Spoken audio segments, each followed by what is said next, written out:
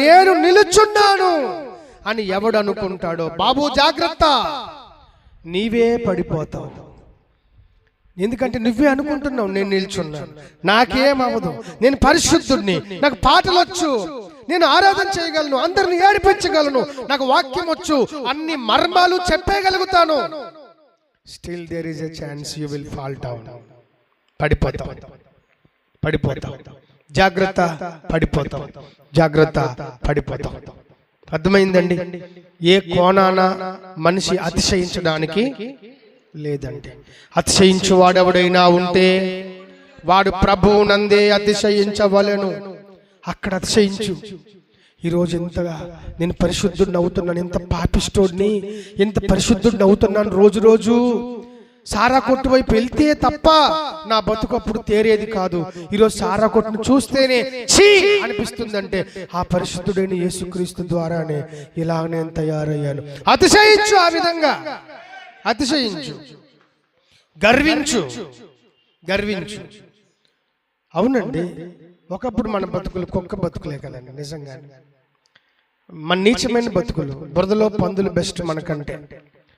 మరి మీరేమో నాకు నేను చెప్పుకున్నాను పాపిని అయినా ప్రభు, నేను రకరకాల ఎమోషన్స్తో నిండి అసలు ఎప్పుడు ఎక్కడ చచ్చిపోతున్నో నాకే తెలియదు. ప్రభు కానీ సేవకు పిలకపోతే నా భావాలన్నీ విప్లవ భావాలు, రెవల్యూషనరీ స్పిరిట్ నది. గ్యారంటీకి ఎవడో ఎక్కడో ఒక దగ్గర ఖచ్చితంగా చంపేసే ఉండేవాడు నేను గాని యేసు ప్రభు బైబిల్ పట్టుకోకపోతే. అది వాస్తవం. దేవునికి స్తోత్రం కలుగునుగా. నాకు తెలుసు నా స్పిరిట్ మంచిది కాదు, I know that very well. కానీ ప్రభు, ఒరే నీలాంటోడు అనవసరం చచ్చిపోవడం నాకు ఇష్టం లేదురా, నా సేవకు వచ్చి కొంచెం బతుకుతాం పిలుచుకున్నాడు ఆయన. అర్థమైందా? ఇది నా కోసం చెప్పిన మాట కాదు. మీ బతుకుల్లో కూడా మీరు ఎక్కడ నియమించబడిన కాలానికి ముందే ఎక్కడ చచ్చిపోతారో, ఏ విధంగా మీ రక్తం నేలపాలైపోద్దోనని తన పరిచర్యలోకి పిలుచుకున్నాడు. మిమ్మల్ని కూడా విశ్వాసులుగా పిలుచుకున్నాడండి, పిలుచుకున్నాడు. లేదా నువ్వు ఎప్పుడో గడ్డి మొలికి మొత్తం గరికి మొలిసేసి ఉండేది. అవును, నువ్వేం గొప్ప కాదు.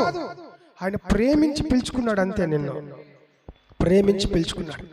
లేదా నీ పేరు చెప్తేనే అసహించుకునేలాగా వీధి వాళ్ళు, ఊరు వాళ్ళు ఉండేవారేమో, నువ్వు యేసులోకి వచ్చి ఉండకపోతే అసహించుకునేవాళ్ళేమో. అవును, అలాంటి బ్రతుకులే మనవి.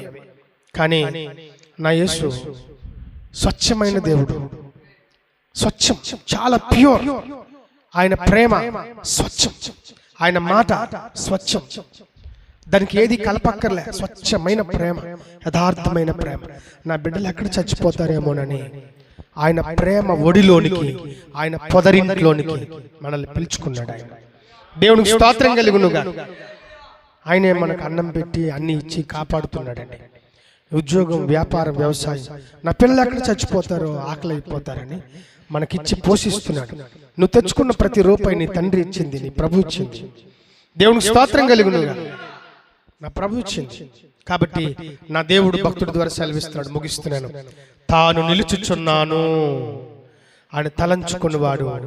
ఈరోజు మెసేజ్ అంతా నీచులకి, దుర్మార్గులకి, వీక్ ఫెయితోలకి, వీక్ పరిశుద్ధులకి వాళ్ళకి కాదు. వాళ్ళకి అసలు మెసేజ్ లేదు. మెసేజ్ అంతా ఎవరికంటే చాలా ఎత్తుగా బతకాలి తండ్రి. నా ఇల్లు టవర్ మీద ఉన్నట్టు కనిపించాలి ప్రభు అందరికీ. మా ఆవిడ, మా పిల్లలు, మేము అందంగా కనిపించాలి తండ్రి. నీ దృష్టికి అందంగా కనిపించు. ఊరందరూ మమ్మల్ని పొగడాలి ప్రభా. ఎలా పొగుడుతారు? యేసుని ధరించుకుంటే కదా పొగుడుతారు. ఒక పనికి మాలుడు ఇల్లు టవర్ అంత ఎత్తులో ఉంది, ఎవడని పొగుడుతాడా?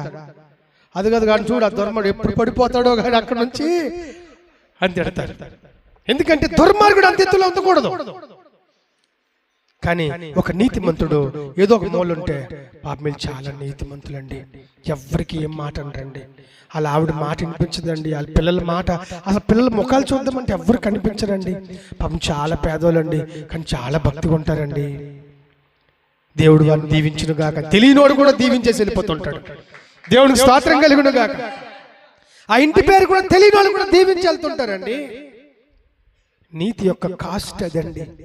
ధర్మం యొక్క కాస్ట్ అండి అది. ధర్మం యొక్క కాస్ట్ అండి.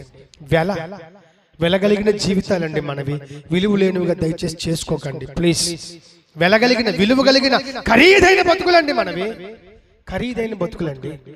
ఖర్చు కూడా పనికిరాని చిల్లులు పడిపోయిన పైసల్లాగా తయారు చేసుకోకండి బతుకుల్ని. దయచేసి పరిశుద్ధంగా బ్రతకండి. దేవునికి ఇష్టమైన బ్రతుకులు బ్రతకండి. ఎందుకంటే సాతానుడు ఎంత దాడి చేసినా దేవుడు ఏమంటాడంటే, రేయ్ నా బిడ్డ, నేను చుట్టూ కన్ చేశాను, నువ్వెవడు ముట్టడానికి? ట్రై చేసుకో, నువ్వు ట్రై చేసుకో, ట్రై వరకే, నువ్వు ట్రై చేసుకో. ఆడు పడిపోతే ఆడు నీ మనిషే, ఆడు పడకపోతే నా మనిషి. దేవుడికి స్తోత్రం కలుగును గాక. ట్రై అయితే మాత్రం వాడు చేస్తుంటాడు. నువ్వు ట్రై చేసుకో. కామంలో శోధిస్తావా? వెళ్ళి శోధించి చూడు. పడిపోయాడా? అప్పుడు నన్ను అడుగు. డబ్బులో పడిపోతాడేమో, నువ్వు వెళ్ళి శోధించు, డబ్బు ఆశ చూపించు. పడిపోతాడో లేదు చూడు. పడకపోతాడు నా బిడ్డే. దేవుడికి స్తోత్రం కలుగును గాక. అవును, దేవుని యొక్క గొప్ప అద్భుతమైన భరోసా తన పిల్లలకి. అర్థమవుతుందండి? కాబట్టి నేను ముగిస్తున్నాను. ప్లీజ్, ఎంతటి పెద్ద పెద్ద భక్తులైన వారు కూడా పాపం ముందు ఓడిపోయారు. పాపం ముందు దాంతో అనవసరం పరాచకాలు ఆడొద్దు, సరదా కూడా దాని పేరెత్తొద్దు. ఎందుకంటే అది నులిపి పీకలు పిసికేసి చంపేసిన జనాభా ఈరోజు లెక్కకు అసలు అందదు. అంతమందిని చంపుతూ వచ్చాడు వాడు, అంతమందిని చంపుతూ వచ్చాడు. ఈరోజు నీ దగ్గరికి వచ్చి నీ వాకిట పొంచి ఉన్నాడు. వీడెప్పుడు దొరుకుతాడా? ఇంత గుట్టుగా ఈ కుటుంబం ఎందుకు బతకాల? రోజు అందరు ప్రార్థనలు చేసుకుని ఎందుకు బతకాల? వాడికి ఇష్టం ఉండదు, ఇష్టం ఉండదు. నిన్ను బురద చేసి నీ మీద ఏదో ఒక నల్ల బురద నీ మీద వేసి, బురద వేసింది ఆడే, మళ్ళీ ఇదేంటిది ఈ బురద నువ్వు అంటించుకున్నావు అని చెప్పింది కూడా ఆడే. అది ఆడతాడు మజాక. అది అవును, బురద ఇంకెవడు అంటిస్తే వేరే, కానీ బురద ఆడే అంటించి పరిశుద్ధత కోసం మాట్లాడేది కూడా ఆడే. ఇది గమనించుకోండి దయచేసి. అవును, నీకు వద్దు వద్దున్నంత మెల్లగా వద్దు వద్దు వద్దు వద్దు అంటుంటే మెల్లగా దించింది ఆడే. పర్లేదురా, ఏం కాదురా, పర్లేదురా అంటూ సాఫ్ట్గా మాట్లాడి సాఫ్ట్గా దించుతాడు గుమ్మిలోనికి. తీరా దిగిపోయి ఎక్కడ వరకు నువ్వు పాపిస్తాడు అయిపోయిన తర్వాత ఆడు పక్కకు వచ్చేసి, ఎందుకురా నీ బతుకు, నీది ఒక బతుకేనా? ఈ ఈదులో అందరూ బతుకుతున్నారు, కుక్కలు బతుకుతున్నాయి, నువ్వు బతుకుతున్నావు, అసలు బతుకేంట్రా నీది, చచ్చిపోరా అని చెప్పి మళ్ళీ రెచ్చగొట్టేసినోడు ఆడు. చాలా చాలా జాగ్రత్త సంగమా. పాపం అనేది చాలా భయంకరమైనది. అది ఎవరికి అర్థం కాదు, అర్థం కాదు. గనుక పాపము కార్చిన రక్తము ఈరోజు చాలా మొరలు పెడుతూనే ఉన్నాయి దేవునికి. అనుకుంటారంట పాపం అంతా అయిపోయింది, అయ్యో నా బోధకుడు మాట నేను ఎందుకు వినకపోతిని, అల్లో నేను ఎందుకు నా దేవుని సేవకుల మాట త్రోసివేసి తిని అని ఆఖరిలో శరీరం అంతా చీకిపోయిన తర్వాత కాటికి వెళ్ళిపోయి రెడీగా ఉంటాడు కదా, అప్పుడు ఆడుతూ ఉంటాడు. నా దేవుడు ఎంత దయామయుడంటే, క్షేమకాలమును నిన్ను పిలిచి తిని అన్నాడు. ఏ కాలము? క్షేమకాలమున నేను నిన్ను పిలిచి తిని. దేశమా, ఓ దేశమా అని దేశాన్ని పిలుస్తున్నాడు. క్షేమముగా ఉన్నప్పుడే పిలుస్తున్నాడు, అన్ని ఉడికిపోయిన తర్వాత కాదు, క్షేమముగా ఉన్నప్పుడు. గనుక నేను నిలుచున్నాను, భక్తిలో నిలుచున్నాను, పరిశుద్ధతలో నిలబడ్డాను, నీతిలో నా కుటుంబం బాగానే ఉంది, నా పిల్లలు బాగానే ఉన్నారు, నా యొక్క అమ్మ నాన్న అక్క చెల్లి తమ్ముడు మా సంబంధాలు బాగానే ఉన్నాయి, మా శబ్దం వీధుల్లో ఎవరికి వినిపించదు, మా కేకలు ఎవరికి వినిపించవు. అవును, అందరూ మా ఇంటికి వచ్చి అన్నం తింటారు, అందరూ మా ఇంటికి వచ్చి టీ తాగుతారు, అందరూ మా ఇంటికి వచ్చి తర్వాత ఏం చేయమంటారు అండి అని చెప్పి మమ్మల్ని అడుగుతూ ఉంటారు. మేం బాగున్నాం అనుకున్న వారులారా, మీరు బాగున్నారు మంచిదే, గాని మీరు బాగు లేకుండా ఏ చిన్న కోణంలో తప్పిపోతే సర్వనాశనం మిమ్మల్ని చేయడానికి సాతాను కూడా సిద్ధంగా ఉన్నాడని గుర్తుంచుకోండి. దేవునికి స్తోత్రం కలుగునుగాక. గుర్తుంచుకోండి, ఎవరిని మరింగేద్దునా వాడు రెడీగా ఉన్నాడు, ఎవరిని పడేస్తానా వాడు సిద్ధంగా ఉన్నాడు. సో మీ బ్రతుకులు మన బ్రతుకులు ఈరోజు ఇప్పటి వరకు పరిశుద్ధంగా ఉన్నాయంటే కూడా మన దేవుడు ఇచ్చిన కృపేనండి, మన దేవుడు ఇచ్చిన కృప. బైబిల్ పెట్టుకుని చర్చికి రాగలిగాం కదా, వెళ్ళరా చర్చికి వెళ్ళరా, పరిశుద్ధాత్ముడే నేర్పిస్తాడు. సాతాను నీ బైబిలు నీ తెల్లసేరా చాలే అని చెప్పి అడుగు గత వారం పాపము ఇంకెప్పుడో చేసిన తప్పులు ఉంటాడు అవి గుర్తు చేస్తుంటాడు. ఆవిడ చటుకుని వచ్చి అవును కదా, నిజమే నిజమే అనుకొని నిజమే అనుకొని ఏం చేస్తాడు, మొత్తం పడుకుని పోతాడు. మరి ఆదివారం లేదు, పాస్టర్ గారు లేరు, విశ్వాసం లేరు, ఏట్లేదు, పడుకుని పోతాడు. సాతానుడు నీ దోషాలనే గుర్తు చేస్తాడు. నా దేవుడు నీ దోషాన్ని మర్చిపోరా, ఇప్పటికైనా పరిశుద్ధంగా ఉండరా అని గుర్తు చేస్తాడు. దేవునికి స్తోత్రం కలిగినగా. అవును, మించిపోలేదురా, ఇప్పటికైనా మారిపోరా, మారిపో. నేను కొన్ని ఇవ్వాలనుకున్నాను, కొన్ని గిఫ్ట్లు ఇవ్వాలనుకున్నాను, మారిపోనానా ప్లీజ్ అని చెప్పి నా దేవుడు నీ నీతిని గుర్తు చేస్తాడు.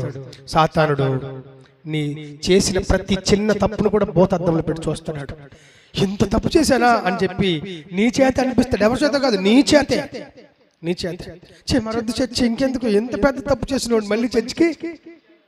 టోటల్గా ఆ ఉద్దేశం ఏంటంటే వచ్చే చీకటి సామ్రాజ్యంలో కలిసిపో, నరక పాత్రుడు అయిపోయి అని అర్థం. పడిపోతామన్న భయం కలిగి బతకండి. నేను పడను అనే అలాంటి అధికమైన నీతి మాటలు ఆడకండి. అందుకే మాట్లాడినప్పుడు జాగ్రత్త, చూసినప్పుడు జాగ్రత్త. అర్థమైందండి? ఏదో వ్యవహారం చేస్తున్నప్పుడు జాగ్రత్త, ఉద్యోగం, వ్యాపారం, వ్యవసాయం, ఆయా చోట్లకి వెళ్ళినప్పుడు జాగ్రత్త.